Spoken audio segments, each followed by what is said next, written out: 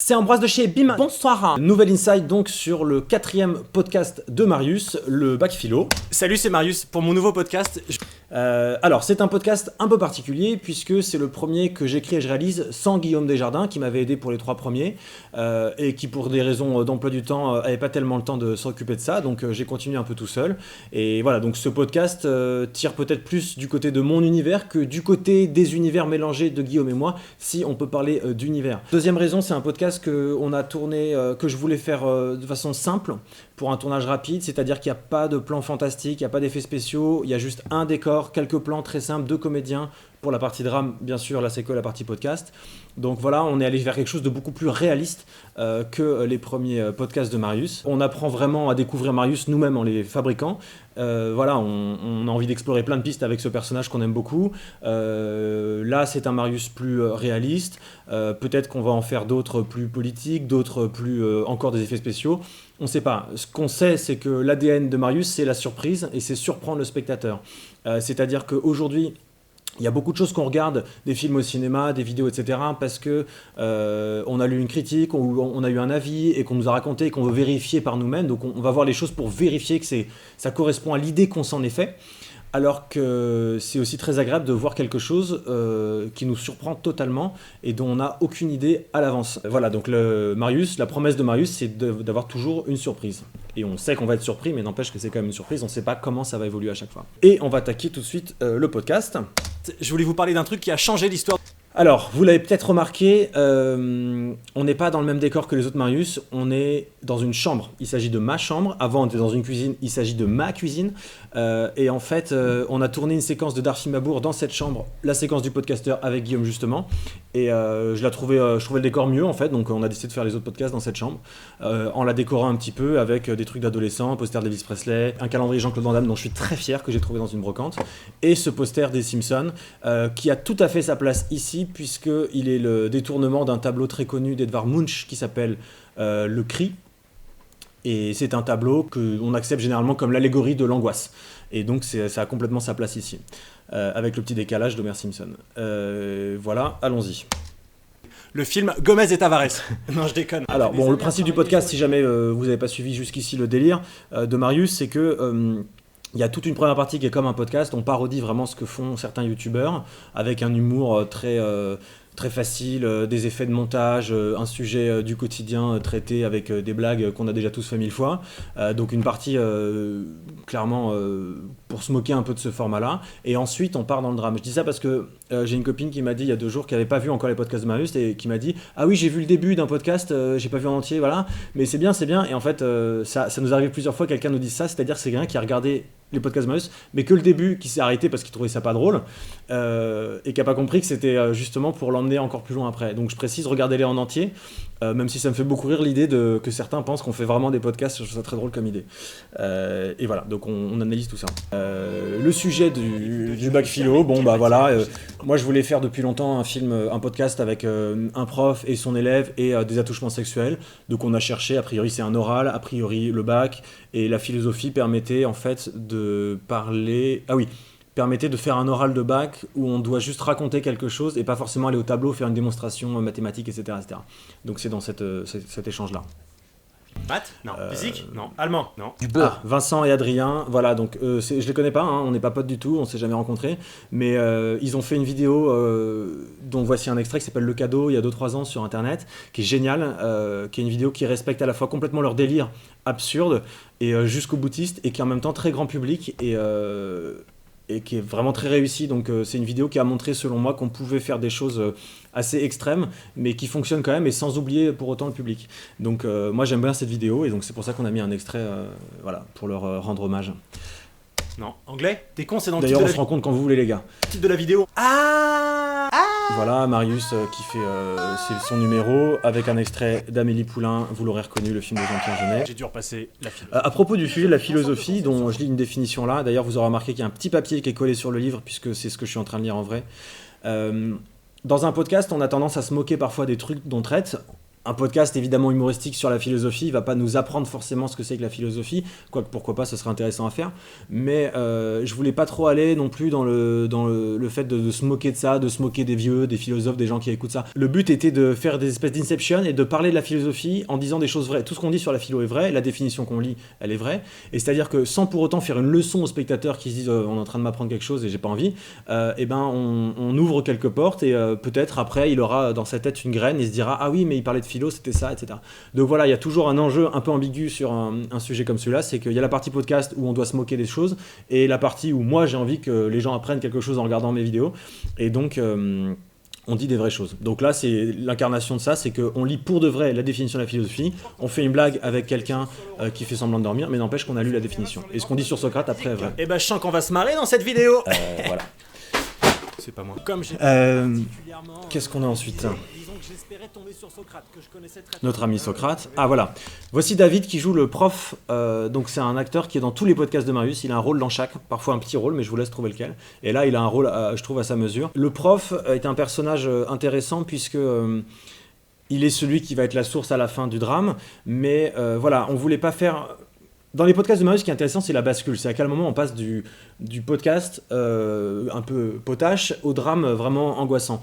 Et à quel moment et comment on l'amène. Ça, c'est toujours un truc intéressant à travailler, c'est jamais la même chose. Et là, on savait que le drame allait avoir lieu dans la salle de classe, mais je voulais pas pour autant qu'il y ait 3 minutes de podcast dans la chambre et pim, 3 minutes dans la salle de classe. Il fallait donc qu'on fasse des allers-retours entre les uns et les autres pour notamment présenter le professeur comme quelqu'un de sympathique, de bienveillant, de charmant, et qu'on se doute pas que ça vienne de lui, ou alors que ça soit encore pire puisque c'est quelqu'un qu'on aime bien. Donc les vannes ont été écrites de façon à ce que le personnage joué par David soit sympathique. Et David est parfait pour ça il peut dégager à la fois quelque chose d'hyper bienveillant et de sympa, et vraiment ça a envie d'être son pote, et en même temps il peut jouer très très bien le type qui fait peur et qui est angoissant. Donc c'était vraiment parfait et je suis très content qu'il ait joué ce rôle. Donc là on fait des vannes dans la salle de classe pour montrer qu'on rigole un petit peu et que tout se passe bien. Pour que quand après ça dégénère, ce soit encore pire. Ah voilà, encore un exemple de choses qu'on dit de vrai sur la philo, sur Socrate. Voilà, dans une séquence qui après se transforme en montage avec de la musique par-dessus. Donc ça c'est un peu ce qui se passait dans certains films des années 80-90 et d'ailleurs on voit Jean-Claude Van Damme. South Park parodie ça très bien, c'est de mettre une musique pour comprendre qu'il est en train de se passer quelque chose mais on sait pas quoi au final parce qu'on n'entend que la musique, mais on comprend qu'il se passe quelque chose. Et fait très facile.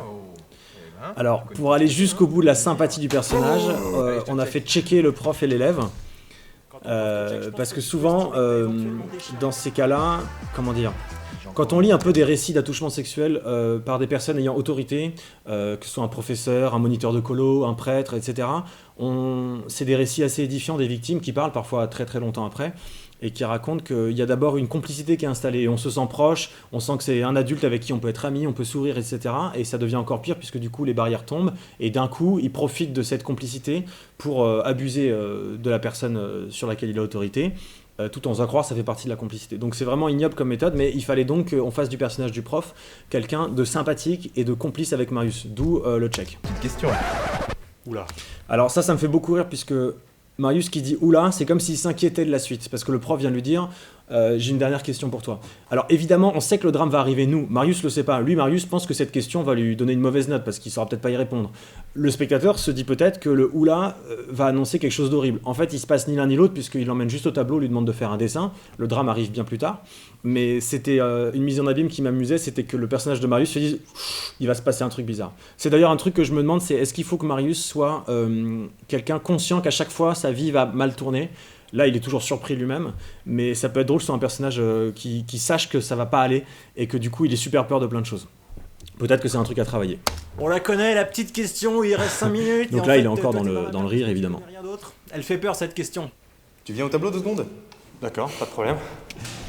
Ok, donc là, on est clairement plus... On a commencé la bascule, c'est-à-dire qu'on n'est plus dans le podcast marrant. Il n'y a plus de blagues, le rythme est retombé, mais il n'y a encore pas d'horreur. Et il y a toute une séquence qui va arriver, qui est assez étonnante, assez bizarre, puisque c'est quand il dessine au tableau. C'est-à-dire que c'est étrange de montrer une séquence pareille, un dessin au tableau, voilà. C'est pas drôle, c'est pas non plus dramatique, donc on sent qu'on est dans une espèce de sas entre le podcast et l'angoisse, et peut-être en voyant cette séquence qui va suivre, le spectateur se dit « Oulala, c'est pas normal de montrer ça, ça prépare quelque chose de louche, quoi ». Mais bon, clairement, dans ce plan large, fixe, on n'est plus dans le podcast. Alors, un petit mot sur les plans comme ça. Donc les comédiens, David et moi, on regardait la caméra droit dans les yeux.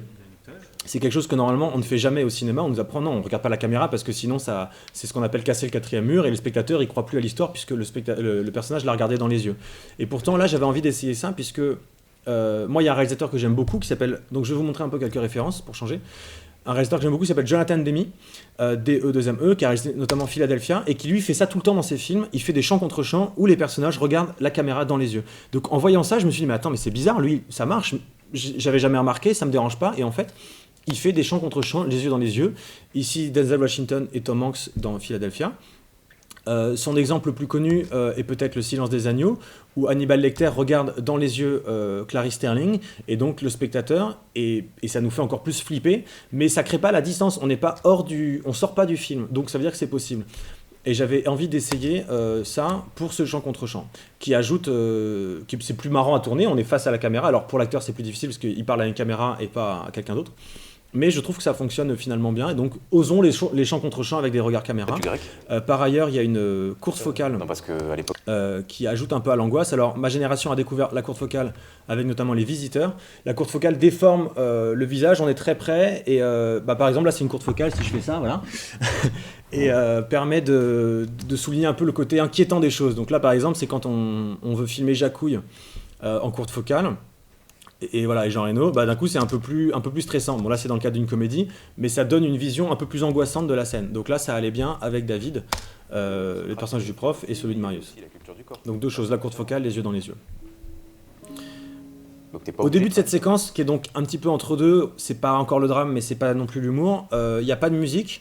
Parce que je trouve que laisser le silence c'est intéressant parce que quand la musique vient un peu plus tard, elle vient souligner clairement ok, c'est quelque chose d'angoissant. La musique parfois vient cristalliser une émotion que le spectateur ressent mais qu'il n'a pas encore exprimée. Par exemple, quand il se passe quelque chose de triste, et la musique vient, une musique triste, et du coup on sait qu'on peut pleurer, on peut se lâcher, on est vraiment dans cette émotion là. Et là la musique qui commence dans la séquence, signée Édouard Joguet comme toujours, merci, est très vient dire ok, on confirme que c'est bizarre ce qui est en train de se passer. Mais on n'a pas voulu la faire venir tout de suite, justement pour que le spectateur se pose un peu la question. Avec cette idée très bizarre de dessiner Socrate. Donc Marius, lui, il pense que c'est drôle, que c'est marrant, qu'il délire avec son prof, que c'est complice, que c'est chouette. Et il y a toujours et d'un coup, il fait tomber des barrières, il prononce le mot bite, donc ça veut dire qu'on parle le sexe, donc c'est cool, mais toujours dans le sourire. Et je pense que ces prédateurs-là maîtrisent assez bien comment amener leur victime vers l'horreur, quoi. Et c'est tout ça qu'on a voulu montrer. C'est pour ça que ça met très mal à l'aise, c'est que c'est des choses qui arrivent pour de vrai, c'est assez... je dis pas que ça se passe exactement comme ça, c'est pas réaliste non plus, mais pourquoi pas. Merci. Et donc c'est pour ça que ça met mal à l'aise. Avec ce plan horrible, qu'on a eu beaucoup de mal à tourner sans rigoler, évidemment. La concentration, c'est toujours le nerf de la guerre. Comment dire ? À la base, dans le scénario, je me demande toujours quelle histoire va mettre mal à l'aise le spectateur, pour son plus grand plaisir, évidemment. Et je voulais vraiment montrer le prof qui se frotte à Marius, qui se passe des trucs, de la nudité presque, etc. Et puis finalement, on est resté sur quelque chose d'assez court, parce que le prof enlève sa main au bout d'une dizaine de secondes et il n'y a rien de plus. Mais j'ai quand même gardé cette idée de le faire dans un plan fixe, large, dans lequel les personnages interagissent et nous, on ne peut rien faire en tant que spectateur. C'est-à-dire que ça, c'est un truc que Haneke fait très bien. Haneke est un réalisateur qui n'a plus rien à prouver, plusieurs palmes d'or, etc. Et lui, dans ses films, il fait des plans fixes où l'histoire est assez long par rapport notamment à tout ce qu'on voit nous au cinéma. Il y a un plan sur lui, un plan sur lui, un plan sur elle, où le spectateur parfois a l'impression d'être omnipotent, de tout savoir sur tout. Haneke, lui, il aime bien emprisonner, bloquer les choses, et du coup le spectateur est vraiment victime de ce qu'il regarde. Il peut pas agir, il peut rien faire, il a le sentiment d'assister impuissant à quelque chose. Et c'est cet effet-là que j'ai recherché avec ce plan-là, qui est fixe, qu'on retrouvera après, c'est-à-dire qu'il se passe un truc horrible dans le plan, mais on ne peut rien faire puisque la caméra ne bouge pas, et on se sent hyper, peut-être, voyeuriste. Je pense que c'est ça en fait, Haneke, il bosse un peu sur le voyeurisme, c'est très intéressant, je vous invite à voir ses films et ses prochains. Et voilà, c'est ça que je voulais faire. Alors, justement, le plan était très très long, et la main, ça durait 45 secondes, mais en fait, c'est insoutenable à regarder, c'est pas très rythmé, donc on a fait des chants contre chants sur les personnages. Donc vraiment, David, acteur extraordinaire. Putain, j'avais pas remarqué, on voit encore le le petit Socrate qui rigole derrière. Alors ce plan de la main qui frotte, il est vraiment très très dur, il est ignoble, mais bon, il fallait le mettre.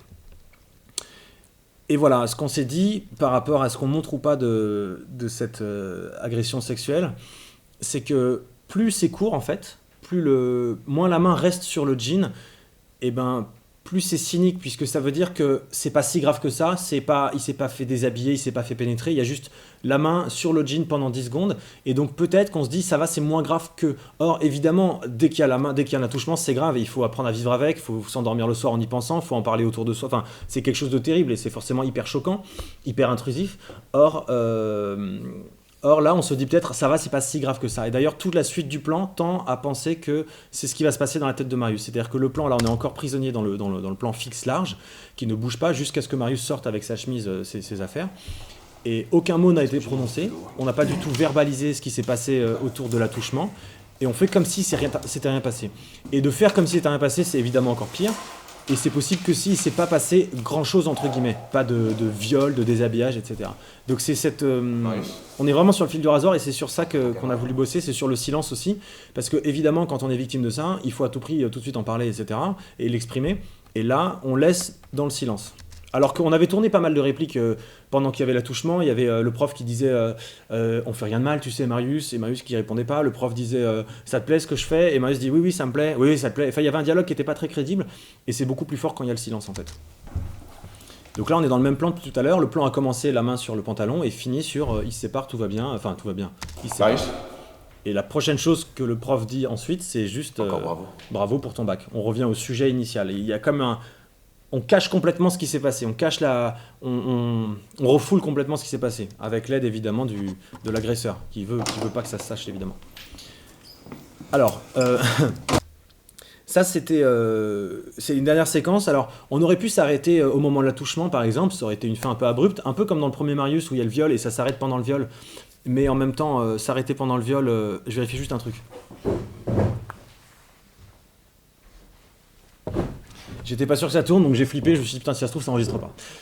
Bref, donc dans le premier Marius on s'arrête pendant le viol, c'est une fin très abrupte, mais parce que c'est cohérent avec la forme du podcast de Marius. C'est une parodie du podcast et on montre, on travaille vraiment sur la forme. Là on a voulu montrer ce qui se passait après l'acte. Et c'est peut-être une idée qui m'est venue en discutant avec un ami du podcast de Marius sur la piscine, où il est bloqué dans le toboggan, c'est-à-dire qu'à la fin, il est dans le toboggan, il lâche et il meurt. Et il m'a dit, il est bien, mais t'aurais pas dû le faire mourir, t'aurais dû le faire sortir et survivre à ça, parce que ça veut dire qu'après on se dit, putain, il va devoir vivre avec toutes les horreurs qu'il a vues dans le toboggan, vivre avec ça. Et c'est une idée hyper intéressante, et du coup, peut-être qu'après cette conversation, j'étais influencé et je me suis dit, on va montrer ce qui se passe après et comment il vit avec. C'est-à-dire qu'on prolonge un petit peu le drame, quoi. Et on le prolonge d'autant plus que Marius a l'air de pouvoir vivre avec, puisque déjà, il n'arrive pas à en parler à l'autre élève, donc l'élève va peut-être subir le même sort, et en plus, il passe à autre chose. Pour lui, ce qui compte, c'est le bac. Donc, d'où cette séquence, après la fin, en quelque sorte, une séquence supplémentaire. On reconnaîtra Bastien des Parasites, qui nous a fait l'honneur d'être là. Et nous, on a une information avec Marius que lui n'a pas, donc on se dit non, on va pas surtout passer ton oral, c'est horrible. Et donc voilà, on est peut-être encore toujours dans ce travail de le spectateur et voyeuriste, et il a quelque chose, il sait quelque chose que le personnage ne sait pas. Donc, toute cette séquence est un plan séquence, c'est-à-dire qu'il n'y a qu'un seul plan caméra et qu'un seul axe de caméra, on a tout tourné d'affilée, parce que de toute façon on est dans un rythme très lent qu'on a installé, j'ai parlé d'Anneke, etc., donc on accepte un peu plus les plans longs comme ça. En plus c'est très beau, c'est très graphique, et c'est forcément lié à un film qui s'appelle Elephant de Gus Van Sant, une palme d'or qui est extraordinaire, qui se passe dans un lycée, et lui il filme ses couloirs de lycée, donc ça c'est une université américaine, donc c'est pas vraiment la même chose que Marius, mais quand même ça ressemble à ça, c'est très beau, et moi en voyant ce film j'ai eu envie de filmer aussi des choses dans des couloirs. C'est un film sur la tuerie de Columbine qui a lieu en 99, où il y a une quinzaine de morts, et le film se balade dans le lycée pendant la journée, avant, après le drame, et suit des personnages différents. C'est vraiment splendide, c'est le plus beau film sur la violence qui a été fait, enfin de ceux que j'ai vus en tout cas, vraiment je le trouve splendide, je vous le recommande. Et donc c'est surtout très très beau graphiquement, hein, ces lignes, ces perspectives, etc. Donc là c'est un peu ce qu'on a voulu faire à notre façon. et voir le personnage s'en aller au fond. Alors que la caméra est toujours fixe. La caméra, c'est peut-être le spectateur, il réagit pas, il fait rien, et donc c'est dur un plan fixe. On aime bien quand ça bouge parce qu'on sent qu'il y a quelque chose qui se passe, mais fixe, on doit subir ce qui se passe. Marius appelle sa mère pour lui dire qu'il a le bac, donc on a la confirmation qu'on avait déjà vue avec le personnage de Bastien avant, que Marius ne va pas en parler, et la première chose qu'il dit, c'est qu'il est content d'avoir le bac. Donc on se dit, et c'est là que c'est peut-être horrible, que si ça se trouve, il va s'en sortir, il n'y aura pas de problème. Or on sait bien que ce genre de truc remonte à la surface, on les refoule peut-être, mais à un moment on se dit, mais attends, il m'est arrivé ça un jour, il faut que j'en parle à quelqu'un, etc. Et donc c'est très très cynique, mais nous on a fini avec un Marius qui n'en parle pas. Évidemment, si ces choses-là vous arrivent, il faut en parler. Vous êtes victime, c'est pas votre faute, il n'y a aucune honte, ça arrive à plein de gens, et il y a juste des gros connards, des pédophiles, ça s'appelle, et il faut exprimer ça, c'est le meilleur moyen de lutter contre ça, c'est d'en parler. Donc vraiment, verbalisez-le, exprimez-le tout de suite, faut pas attendre. Là, Marius, lui, décide de le refouler, mais à mon avis, il faut en parler. Voilà, termine. Abonne-toi avec Jean-Claude Van Damme, qui est revenu. Abonne-toi. Donc, c'est à peu près tout pour ce podcast. Je pense qu'on fera aussi des Marius de plus en plus qui se heurtent à la réalité du monde, parce que si on cherche de l'angoisse, pas besoin d'inventer des trucs forcément fantastiques. Il y a des trucs horribles aussi dans le monde dans lequel on vit. Alors, si vous avez des questions auxquelles j'ai pas répondu sur le podcast, n'hésitez pas à les mettre en commentaire et puis on y répondra. Des explications, n'importe quoi. Merci à tous ceux qui ont permis de faire ce podcast, qui ont travaillé dessus. C'est super, on continue. Il y a d'autres Marius qui arrivent très bientôt, dont un dans un format très très propre à YouTube. Et vous verrez bien, vous allez découvrir ce que c'est, mais je suis très content, ça faisait longtemps qu'on voulait le faire celui-là. Donc ça arrive bientôt sur la chaîne Ebim. Merci de nous suivre, merci d'être là. On essaie de continuer à faire des choses qui nous plaisent, qui vous plaisent, et c'est super. Allez, je crois que tout est dit, ciao. Et à dire aux autres que c'était pas comme ça qu'il fallait penser. Pour lui, l'injustice de répondre à la